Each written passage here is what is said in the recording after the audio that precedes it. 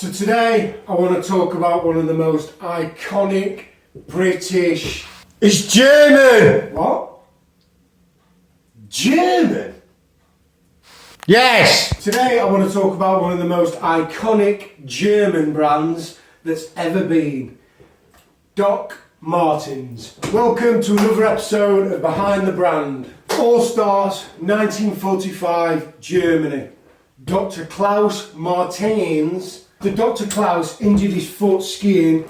He decided then, I need to put some extra support on my shoes. This is how Dr. Martens started. Huge upgrade from the shoes at the time. It was originally marketed to women as a much more comfier work shoe. So then we fast forward to 1960, and that's when the British bought it. A company called R. Giggs bought the shoe, added the yellow stitching, added the airwear branding, and there we go. It started. The first iconic boot was the 1460, which was released in 1960 and is still their most iconic boot today. Then in the 1970s, Doc Martens were basically adopted by the skinheads.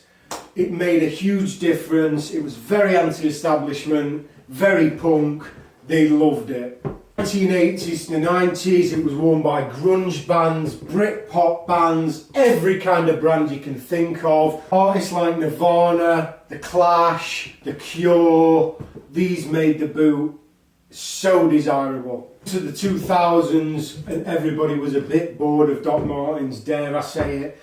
They closed loads of factories, everything went a bit tits up, to be fair, until 2010, when again they came back and stormed. And the rise in vintage fashion obviously had a huge impact on it. Like I say, in the 2010s, nostalgia and all that was a huge thing. So I think like people were looking for the older styles, and that's where Doc Martens thought, yeah, what about us? I was so shocked, thinking, God, Doc Martens has got to be one of the most iconic British brands, and it's not even British.